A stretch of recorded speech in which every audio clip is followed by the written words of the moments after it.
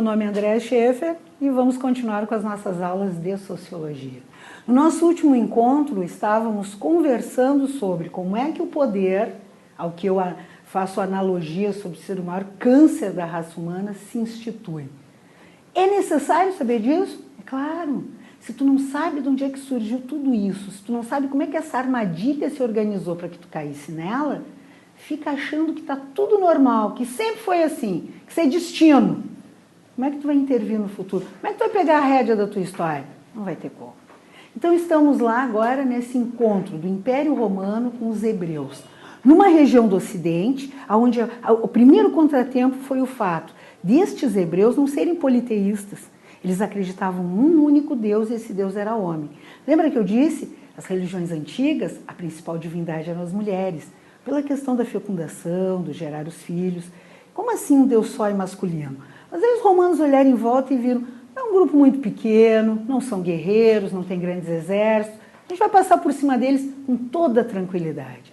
Só que entre eles havia um grupo que não queria ser escravo, não queria abrir mão das suas questões culturais, sociais, da sua liberdade.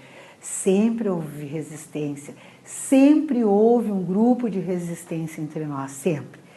E aí, os sacerdotes hebreus vão ficar impressionados. Se esse grupo aí engorda, fica grande, vai para cima dos romanos e tira os romanos daqui. Porque no acordo que os sacerdotes hebreus fazem para não perder as suas mordomias e entregam o seu povo à escravidão, eles estavam muito bem. O Império Romano nesse momento ainda estava em alta, tinha muita riqueza, né?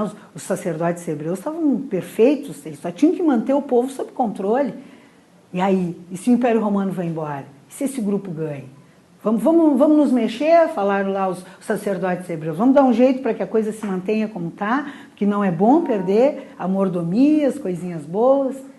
E desse grupo, então, historicamente falando, eu gosto de deixar isso muito bem claro, isso não tem nada a ver com fé, nem com religiosidade, é fato. Histórica e antropologicamente falando, não há registros da existência física de um ser humano, Jesus Cristo. Existe um grupo, naquela época, que se manifestou contrário ao Império Romano, fez resistência àquela escravidão, que também era proposta pelos próprios sacerdotes da igreja. Lembrando sempre que aquele era um Estado religioso. A política, como é o Estado de Israel, como é o Estado muçulmano, a política e a religião era uma coisa só. Deste grupo, uns creem que sai uma liderança, chamada Jesus Cristo. Outros acham que ele é apenas uma representação histórica. O fato é que os sacerdotes hebreus, então, chegam até o governador na época da Judéia, Pôncio Pilatos, e resolvem, para acabar com aquela história toda, que se encontre um ou dois dentro dos rebeldes e se bote à prova o quanto os outros queriam aquela rebelião. Então, eles pegam 2 ou 3 e propõem que eles serão crucificados, que era a forma de sacrifício, a pena de morte da época, porque são rebeldes e estão contrários à ordem vigente. Os primeiros subversivos da história, talvez, oficiais. E é o que acontece. 3 deles são escolhidos, aos que creem, um deles era Jesus Cristo, 3 deles são escolhidos dentro dos rebeldes, e vem então aquela histórica passagem que é contada na Bíblia cristã, né, da Páscoa, que é a Páscoa. Esses 3 então são submetidos então ao povo. Que esse povo que vai para aquele pátio do palácio governamental de Pôncio Pilatos foi trazido pelos sacerdotes hebreus. Então eles já vinham favoráveis à execução destas pessoas, como prova de que o Estado, o Estado religioso judaico deveria se manter unido ao Império Romano. Essas 3 pessoas são submetidas, então, àquelas pessoas que estavam ali na pergunta do governador: dou liberdade ou sacrifico? E as pessoas resolvem ali, já preparadas antecipadamente, que eles fossem sacrificados. Aí tem uma cena interessante, que é quando Pôncio Pilatos lava as mãos numa bandeja de prata, e depois disso o sistema vai nos dizer que isso é um gesto de quem não está nem aí, Fulano lavou as mãos daquele problema, ou seja, se omitiu. Todo todo romano, quando ia oferecer em sacrifício alguém que era contrário às suas ideias, lavava as suas mãos oferecendo o sangue do sacrificado ao Deus Marte. Esse é o significado de lavar as mãos do Pôncio Pilatos. Histórico. A fé é outra coisa, lembrando sempre. Há a crucificação e aquele grupo insurrente, aquele grupo contrário, né, os subversivos da época, decidem que a partir daquele ato era importante um racha com a religião judaica. A religião judaica já não os representava. E é nesse momento, dessa forma, que vai surgir numa dicotomia, numa separação da religião hebraica à religião cristã. A religião cristã surge nesse momento. E vai tomar forma. E vai tomar forma. Como eles haviam sido todos criados com a ideia de que religião e política é uma coisa só, aquele não era só um grupo religioso, era um grupo político. E vai sair por aí esparramando a ideia de que os sacerdotes hebreus não estão dando conta, venderam o seu povo. O povo agora ia ser escravo do Império Romano, porque não havia mais líderes, na época só podiam ser religiosos, porque religião e Estado politicamente andavam juntos, não haviam mais líderes os representando. O povo estava à deriva.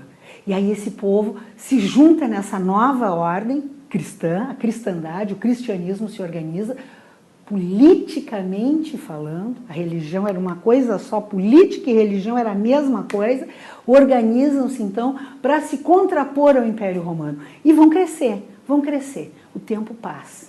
E lá pelas tantas, Constantino I, que é o último imperador romano, percebe que o cristianismo está tomando conta de tudo. Está crescendo tanto quanto o Império Romano. Isso sem guerra, sem briga, sem tomar espaço a partir do soco e do pontapé, só no diálogo. Qual era a essência desse novo grupo político? Um cuida do outro. Somos todos solidários. Tem frases emblemáticas. Amai-vos uns aos outros. E esse grupo político, então, começa a crescer. Nesse crescendo dessa questão toda, Constantino I reúne a romanada toda e diz o seguinte, ó, politeísmo já era, caiu de moda. O bacana agora é ser cristão. Acabam-se os templos, os vários deuses, não tem mais oferenda, não tem mais nada. Nós agora temos um Deus só e ele é masculino. Numa tentativa sacana de, ao converter o Império Romano ao cristianismo, não perder o poder. Quando ele viu que não tinha mais nada para fazer, ele pega o seu cetro de imperador romano e passa para as mãos do primeiro Papa. A Igreja Católica Apostólica Romana nasce assim com este nome, não porque nasceu em Roma, mas por ser herdeira dessa história toda que eu acabei de contar para vocês. Deu? Não ainda? Pode deixar que eu vou avisando. Nasce dessa forma, herdeira, então, do Império Romano.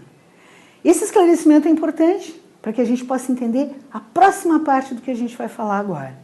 É dentro desta cosmovisão, visão de mundo judaico-cristã, que toda a civilização ocidental vai ser organizada. Mesmo que tu me diga não tenho religião nenhuma, minha família até a milionésima geração veio da Índia, somos todos hindus, budistas, etc. Não sou nada, sou ateu, não, eu sou um bandista. Não estamos falando em crenças religiosas. Estamos falando da maneira como uma crença religiosa pode permear o teu sistema e a tua crença de vida. No nosso caso de civilização ocidental foi mais perversa, porque é dentro dessa cosmovisão judaico-cristã que se objetiva, que se caracteriza por uma visão binária de mundo, apenas duas possibilidades de existência humana, como se fosse possível, certo e o errado, crime e castigo, isso pode, isso não. Não há outra possibilidade. Isso tudo é engendrado, organizado para não se perder o poder. O Império Romano dá como herança à Igreja Católica Apostólica Romana a necessidade de manter o quê? Um padrão de controle. Para que eu possa controlar, eu tenho que criar regras rígidas. Eu não posso sair à rua para conversar com o povo se eu quero exercer o poder de controle. E aí surge então esta necessidade de organizar socialmente os seres humanos dentro desta visão binária de mundo. Existem só duas possibilidades, será de existir na vida? Fica pensando aí, mas não perde a próxima, hein? Que essa história continua. Obrigado.